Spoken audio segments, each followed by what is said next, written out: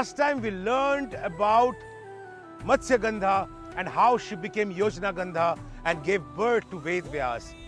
Today's story, the second part of the last tale, is about how she became the empress of Hastinapur, how she became a very important link in the Mahabharata.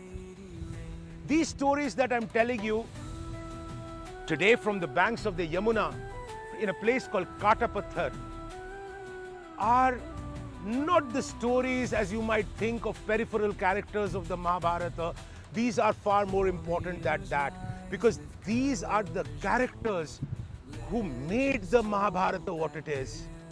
The Mahabharata is not about the Pandavas and Kauravas alone. It is the great itihas of India. And therefore it's important for us to understand who these so-called peripheral characters were. It is important for us to know how Matsya Gandha became Yojana Gandha, which you learned in the last story. And today's story is about how she became Satyavati, the empress of Hastinapur. I am Sutradhar, your storyteller. Yes, I used to be earlier known as Young Man Old, but I changed it to Sutradhar The Storyteller because a young friend of mine, Anil, who is not so young anymore, from Bombay, called me up and said, I need to be called Sutradhar because that is what I was known as in college, long back. Sutradhar was my pet name. So I thought, yeah, it's a good time as any to change my name to Sutradhar. Also, Sutradhar means a person who tells stories. And that is what I'm doing, ain't I? So Sutradhar. Anyways, so Saint Parashar went away and Yojana Gandha, earlier known as Matsya Gandha, came back to her village, to Dasharaj, her father, and continued to live as a fisher girl, also as a boat woman who would help people across. Dasharaj's fisherman colony fell in Hastinapur. And the king of Hastinapur was a great emperor called Shantanu. A story about him in some later episode. Shantanu, who was the husband of Ganga. Ganga, who went away, leaving Shantanu. Shantanu, who was the father of Devavrat, a brilliant son, his Yuvraj, and the son of Ganga. Shantanu came out on a hunt one day. As he came to the forest, he smelled flowers.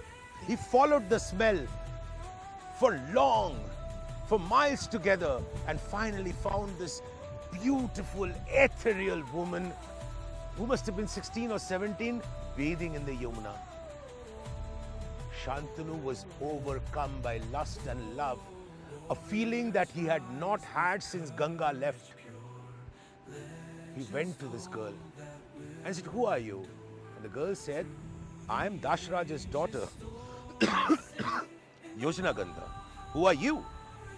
He said, "I am the emperor of Hastinapur. I am Shantanu, and I have fallen in love with you. I want to marry you."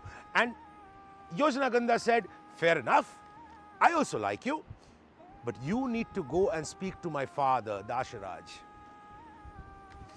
Shantanu at once went to Dasharaj. Dasharaj was having his midday meal of fish and rice. He did not even look up. Shantanu came and announced himself as the emperor of Hastinapur. Dasharaj was least bothered. He went on eating, looked up and said, "Yes, what do you have to say?" So Shantanu said, "I saw your daughter Yojana Gandha and I want to marry her." Dasharaj did not react. He finished his meal and got up, washed his hand and came back and said, "Okay, that's good. You're the emperor of Hastinapur. What could be better than that? What could be better than the fact that you want to make my daughter your queen?"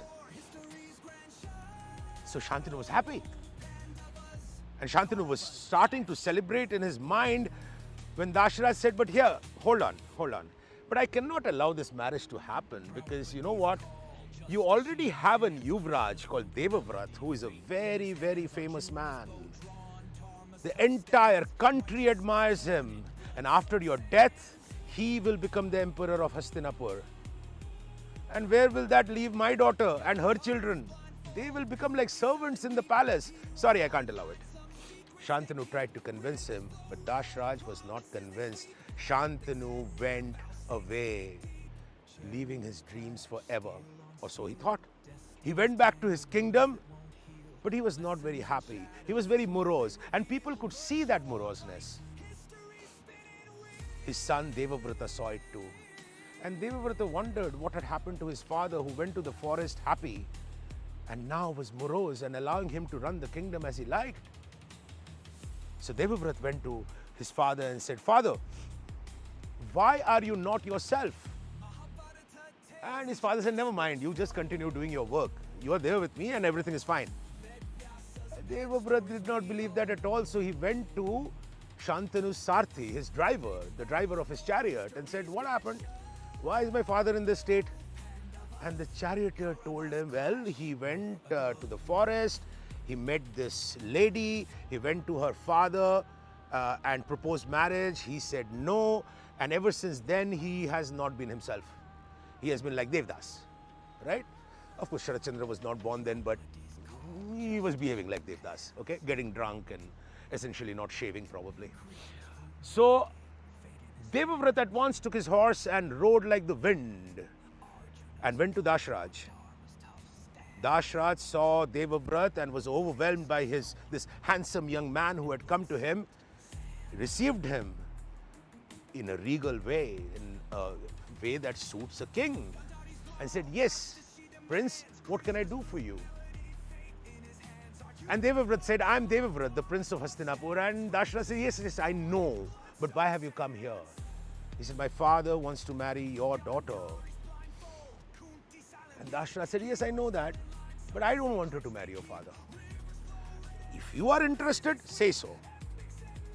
And Devavrata said, "What rubbish are you talking? My father wants to marry her. Why would I want to marry her?" He said, "But no, I can't allow your father to marry my daughter, because you know what? You are the Yuvraj and you're going to be the emperor. So what will happen to the children that they have out of their wedding? They will be like servants. They will be in some minor post, and you are so capable and you are so loved, so you are going to be the emperor." Devavrata thought long and hard and said, "I am ready to take a vow.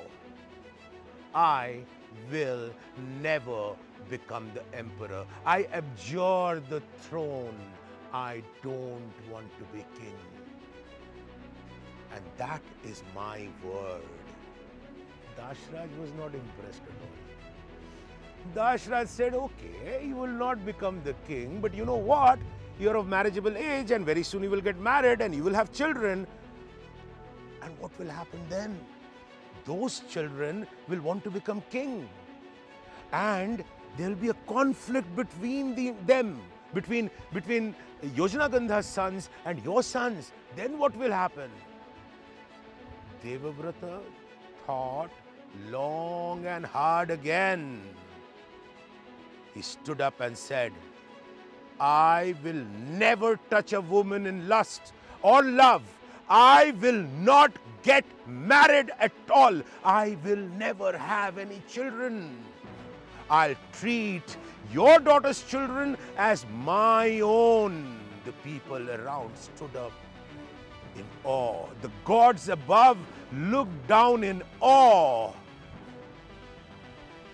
And Dashraj was finally impressed. He said, "You are Bhishma, the man of the Bhishma terrible vow." Terrible means Bhishan in Hindi and in Sanskrit as well. And that is why the name Bhishma was given to Devavrata. Shantanu got married to Yojana Gandha. She was now known as Satyavati. Satyavati went to Hastinapur not just as the empress of her handsome prince, of her handsome king, but also as Bhishma's best friend. Satyavati went on and had two sons, Chitrangad and Vichitravirya. Bhishma was still the regent of the kingdom. Eventually Shantanu died, and Bhishma became the king regent, a man of ultimate powers. For far and wide, his power was known. He was never there in Hastinapur much. He always used to roam around the kingdom, the empire, and look at the welfare of the people. Chitrangad grew. He was the first son. Chitrangad grew strong and powerful. Once when Chitrangad was 16 and he was practicing archery, a Gandharva by the same name, an arrogant heaven dweller, came down and said, "You're also called Chitrangad. I'm also called Chitrangad. How can you take the name of Chitrangad? I am a very powerful Gandharva. You can't emulate me. You change your name." The young Chitrangad, just 16 years old, Bhishma Pitamah, or Bhishma not being there in the kingdom at that point of time, said, "Why should I change my name? You change your name. I am the prince of Hastinapur. I am going to be king one day. How dare you talk to me like that?" And this Gandharva challenged him to a battle. Chitrangada took up his bow and arrow and immediately shot his arrows at this Gandharva. But this Gandharva laughed and swatted them off, and with one stroke of his arrow killed Chitrangad. When Bhishma came back and saw that Chitrangad was dead, he was devastated. But he did not have the time to go and take revenge. He had to take care of a kingdom, because Vichitravirya, the second brother, was still a young kid, poured his teachings into Vichitravirya. And when the time came, he was made the Yuvraj. Vichitravirya married the princesses of Kashi. And eventually their children, not from Vichitravirya, was Dhritarashtra and Pandu. But that is in the next part of the story. That's the third part of the story of Satyavati. So this story was about how Yojnagandha became Satyavati, how she got married to Shantanu, about Bhishma's vow, and about Chitrangad's death. Next time, we talk about Vichitravirya, Amba, Ambika, and Ambalika. Till then, stay curious, because it's all about stories.